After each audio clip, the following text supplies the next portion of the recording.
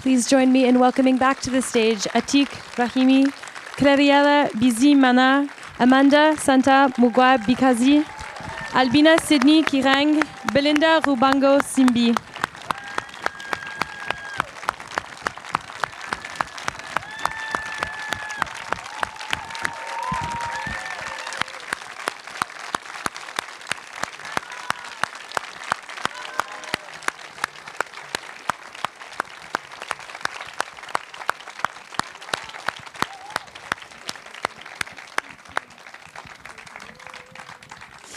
Thank you. Well, merci beaucoup. Thank you so much for being here.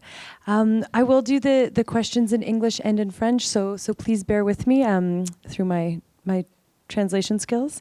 I'd like to begin with, first of all, congratulations so much. I'd love if we could have another huge rounds of applause. It's been a long, big journey, so thank you so much for being here. Thank you. Et dire que c'était la première fois qu'ils voyaient le film. So this les was quatre. this was the first time that they had a chance to see the film.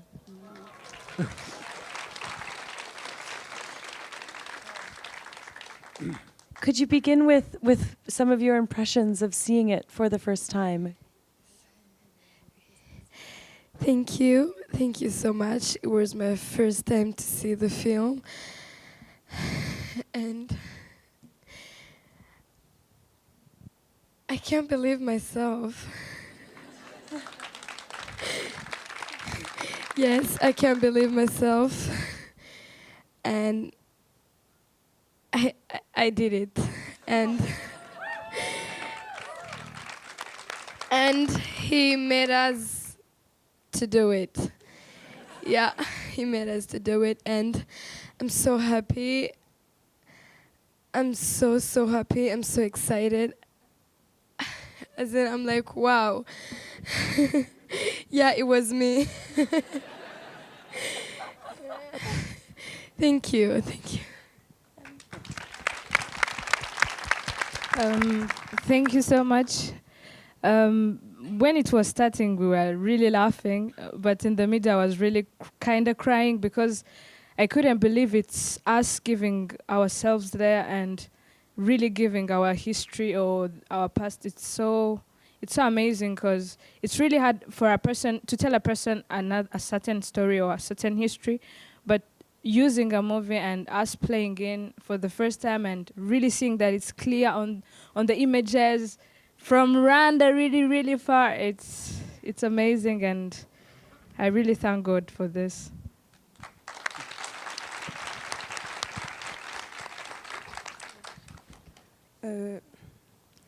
J'ai des émotions, je sais pas comment. Pour moi-même, c'est moi qui a joué, j'ai les émotions. I'm very moved, even though it was myself on the screen. I'm still very moved seeing it. C'est la première fois que je vois le film, c'est la première fois que je joue. Donc, It's the first time seeing the film, and it was also the first time that I was acting. je me sens fière de moi-même de pouvoir jouer quelque chose et de me donner des émotions. So I'm very proud of myself for being able to play this role. Thank you for all. Thank you, Atik.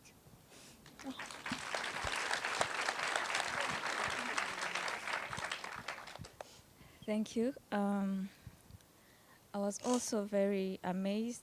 The movie was breathtaking. I didn't believe that it was us. He did all the work. He turned us into who we were on that big screen. And we thank all of you. We thank our director, producers for having believed in us and for having given us a chance to be the best that we could ever be. And thank all of you for having come. And we hope it was a good experience to you. We hope it taught you something. Thank you. Yeah.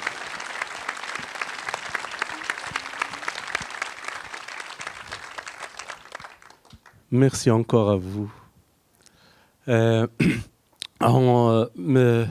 2017, quand je suis allé là pour la première fois au Rwanda, j'ai discuté avec des personnalités rwandaises. Il y avait une dame psychologue avec qui j'ai parlé. Et j'ai parlé que voilà, c'est formidable comment un pays qui a vécu une telle tragédie a su quand même tourner la page. Désolée, je vais faire une petite traduction. So the first time that I went to Rwanda in 2017, I was talking with people in Rwanda, and I was very struck by a country that had lived such a great tragedy, but how it was still able to turn a page. Et elle me regarde et avec sa douceur rwandaise, elle me dit « Oui, c'est toujours bon de tourner la page, mais à condition qu'on ait lu la page. » So she said, and she looked at me with this light, beautiful touch that is typically Rwandan, and said, "It's always good to turn the page, but so long as we read the page first." Et c'est vrai, le film c'était un peu ça, c'est-à-dire retourner un peu à la page, regarder ce qui était passé. Et je me rappelle quand j'en ai commencé le casting, la première question était « Ok, avant moi, il y a eu beaucoup de bons films faits, des grands réalisateurs ont fait au Rwanda. Ils ont reconstitué les faits historiques de ce pays. » So when I said I did want to make a film that was looking at the page and at the same time turning it. And so when I started the casting process and I was thinking about other great directors that had looked at Rwanda and had made great films about it. Oui, à propos de l'histoire, et reconstituer Sorry, yes. l'histoire That were- politique de pays. Merci, oui. That had reconstructed and addressed the history of Rwanda. Et à chaque fois, évidemment, durant le casting, question classique venait, alors j'ai besoin tant de Hutu, tant de Tutsi.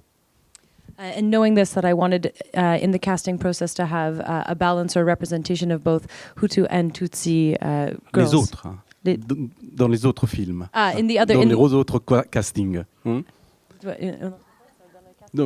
Oui, les autres castings, pour les autres films, c'était toujours Hutu, Tutsi. So the other casting processes of other films had always been Hutu or Tutsi. Et moi, quand j'ai rencontré la directrice de casting, j'ai dit non, je ne veux pas savoir d'où qu'elles viennent. Je ne voulais pas savoir leur, justement, appartenance ethnique, soi-disant ethnique. Je voulais juste des filles rwandaises. Si c'est Hutu qui joue Tutsi, ou si le Tutsi qui joue Hutu,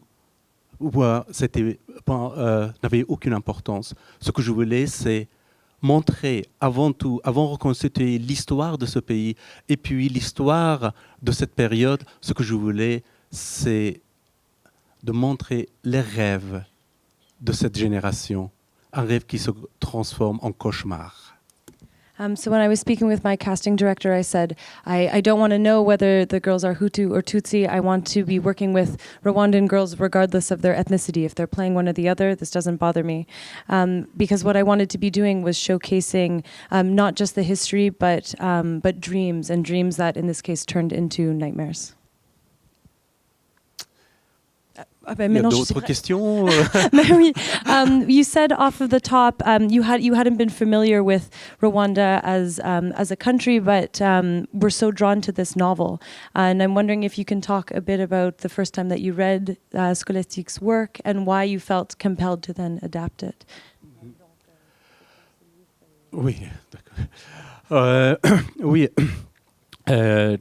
j'ai connu Scholastic Mugesunga il y a quelques années plus tôt. On était tous les deux ensemble ici au Canada, à Montréal. C'était au Salon du Livre de Montréal. Et c'était quand même un salon extraordinaire parce qu'un soir, il y a eu un incendie à l'hôtel. Et tous les deux, on est en pyjama, on est descendu du 17e étage ou sous-sol. Et on a passé la nuit avec tout le monde. Et c'est vrai que ce genre de situation, évidemment, ça crée des délires et puis des connivences, bien sûr. So I had known Scholastique for some time, and in fact, we met in Montreal at a literary salon in Montreal, and there was a fire at the hotel that evening, and so everyone had to descend from the 17th floor and spend the night together this way. So it was a real unique bonding experience. Voilà. Et après, évidemment, quand elle a eu le prix Renaudot, j'avais lu le livre, mais c'était, voilà, je ne pensais jamais qu'un jour je pourrais l'adapter. Et plus tard, quand on m'a proposé d'adapter, évidemment, donc d'abord je devais connaître ce pays-là, son histoire, à part, mais il me fallait justement quelqu'un de la même génération, presque, et aussi quelqu'un qui connaissait l'âme africaine. Et les producteurs m'ont présenté quelqu'un que je connaissais d'ailleurs, qui est Ramata Toulay, qui les présente ici. Ramata. Sorry, je vais interrompre juste pour Voilà. parce que sinon c'est long. Okay, so it was after Scholastique won a very big prize. This is when I read the novel, but never did I think I would have the chance to adapt it. But later, when it was proposed to me, I was compelled to. But I knew that I would have to work with someone who understood the country and understood an African spirit. And so my producers presented me to someone who could do just this, Ramata, who is here this evening. Voilà. Et donc, bien sûr, j'avais déjà adapté mes propres livres, et c'était la première fois que j'adaptais le livre de quelqu'un d'autre. Et moi, je n'osais jamais adapter, évidemment, les autres, justement par crainte de ne pas trahir l'auteur. C'est pourquoi je dis c'est très facile de se trahir soi-même. Donc, ce que je voulais. Mais en même temps, j'avais d'autres craintes, c'est-à-dire à quoi bon de répéter ce qu'un auteur avait déjà écrit dans son livre. And though this was the first time that I was adapting someone else's work, and I had done adaptations before, I was still hesitant because there's always the risk to betray the author, and there's a great weight behind that. And I also had some other hesitations as well. C'est trahir un autre auteur. Again, so the hesitations around betraying the author, betraying the work and the novel itself. Donc, et puis répéter ce que l'auteur avait dit. Ah oui, and then also the risk then in the process of translation, not the risk of also betraying, but then also then just repeating. Parce que pour moi, toujours, l'adaptation doit révéler une autre dimension d'une histoire. So for me, adaptation always has to reveal another layer of the story. Et c'est pourquoi donc l'adaptation est moins fidèle par rapport au livre, c'est-à-dire les faits historiques, évidemment, elles sont là, mais d'une manière plutôt symbolique. So in this way, this is why the adaptation is less beholden exactly to the text, and it's more. C'est moins fidèle, mais. Moins fidèle. Symbolic, thank symbolique. you. But because it's so it's less exactly fidèle to the text, but it's searching for a more symbolic exploration. Voilà, parce que et du coup, je me suis beaucoup attaché à l'imaginaire rwandais, parce que je voulais entrer dans l'imaginaire du peuple rwandais pour montrer comme leurs rêves et leurs cauchemars, plutôt que des faits historiques. So again, it was very important for me to try to enter into the Rwandan imagination and again explore how dreams then turned into nightmare rather than explicitly just showing history and repeating those facts there. Et c'est pourquoi, en dehors de livres, à chaque fois, je parlais avec les filles durant l'atelier qu'on a eu pendant 2 mois et je leur demandais leurs rêves et leurs cauchemars. So this is why in the workshops that we held for 2 months, when I was speaking with the girls, I often asked them about their dreams and their nightmares as well. Et c'est pourquoi donc dans le film, il y a des passages évidemment très oniriques. Oniriques de rêve. So this is why in Dreamer. the film we have this surreal, dreamlike quality that you just saw on screen. I would like to open it up to the audience if there's any questions. I just ask that you raise your hand nice and high. I will also repeat the question for the benefit of people who might not have heard. Yes.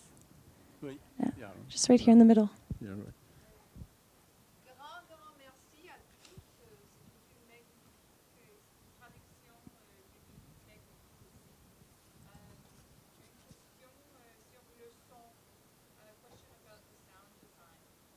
Mhm. So the question is in regard to the sound design, and yes, perhaps you can talk about the role that music played in the film. Oh, oui, c'est vrai que je suis comme pas mal d'autres réalisateurs assez obsédés par la bande sonore. D'ailleurs, Godard disait donc cinéma est un art audiovisuel, donc audio est d'abord. Et c'est vrai que on a beaucoup travaillé et je voulais justement, notamment dans le parti de violence. Quand le film montre la violence, ne montre pas au début. On voit juste le trajet du personnage. Ensuite, par contre, on n'entend que des cris. Et à la fin, durant le cauchemar, je montre les images, mais pas de son. Donc, voilà, c'est une manière la perception de violence est assez particulière. Moi, en tant qu'Afghan, donc quelqu'un qui a vécu en Afghanistan. Hop. Ouais, c'est. I'm going to try my best here. Like many directors, I'm obsessed with sound. Godard said that film is an audio-visual medium, and for me, that audio is very important. And for me, also, this question of sound was very important when it came to violence and how it was shown. At the beginning, I did not want to show violence, but rather show the path of the characters. And in certain cases, you're only hearing their cries. Whereas at the end, when we are showing the violence, there is no sound. And for me, the perception of violence is also something to think about. And you left off at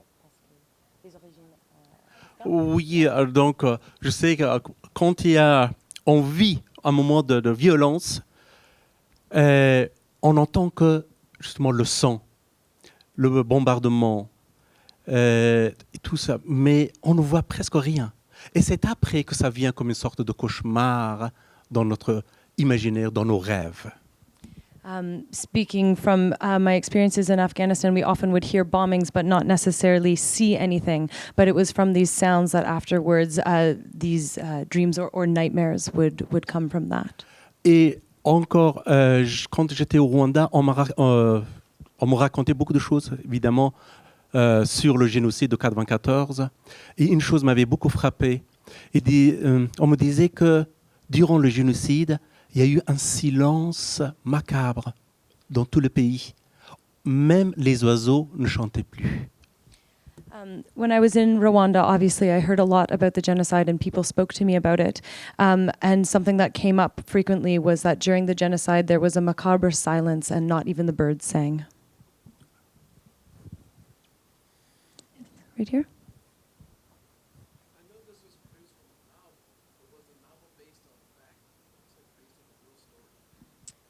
So the question is in regard to the novel's source and whether that was based in fact.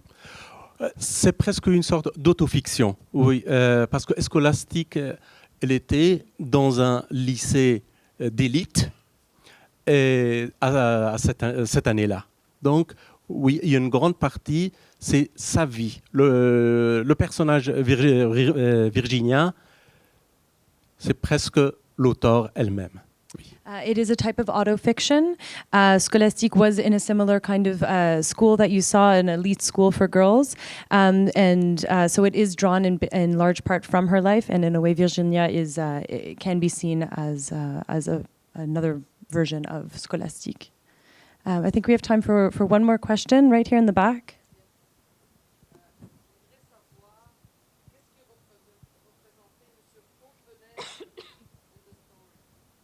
So the question is in regard to the character Monsieur Fontenaille. Fontenaille, thank you, and what he specifically represents. Oui, dans le livre, Fontenaille aussi, il a un rôle assez important. C'est vrai qu'au début, Scholastic m'en voulait tellement parce que il avait vraiment, dans son livre, décrit un personnage de colonialiste avec son chapeau, pas colombier, mais autrement, et short, etc. So in the book, he was very important, and this was something that Scholastic very much wanted to make sure was included. In the book, he very much represents colonialism, the colonialist. Ce type de personnage pouvait passer, ça passe très bien dans un roman, mais au cinéma, ça devient Tintin à Congo. This type of character works very well in the book, but in film, it becomes a bit of Tintin in the Congo. Donc, je voulais prendre distance par rapport à cette description. Je voulais créer un personnage qui incarne tous les aspects de colonialiste. So in the film version, it was moving less away from the sort of Panama hat and shorts and really taking a character that could represent and address all the issues and horrors of colonialism. Le côté de perversité. The side of perversity. Quelqu'un qui cherche chez les autres toujours un mythe. Mythe, legend. Myth, thank you. Someone who's always looking towards the other to find a myth as opposed to actually looking at their humanity. Et à partir de ce mythe, créer justement un système de pensée particulier. And then using this myth to then forward a certain kind of thinking. Diviser un peuple. And then to divide a people. Mettre dans les catégories, toi t'es Hutu, toi t'es Tutsi. Put into the categories, in this case, Hutu or Tutsi. Etc. Donc, c'est ce personnage-là. C'est-à-dire avec ses ambiguïtés, ses stratégies très obscures, etc. So this was the intent behind this character, of to really show the impact and also the mentality of colonialism. I am getting... Oh. Oui, juste parce que pour moi d'abord, déjà le terme race est un mythe, et puis encore plus dans un pays comme Rwanda. And this was especially to underline the idea of race as being created, as being a myth, and in this case created by colonialism and the divisions that then ensued from that. I am unfortunately getting the sign that we have to wrap up, as we do have another screening in here afterwards. But thank you all so much for being here. Please remember to vote, and thank you so much for being here. Please, another big round of applause for Our Lady of the Nile.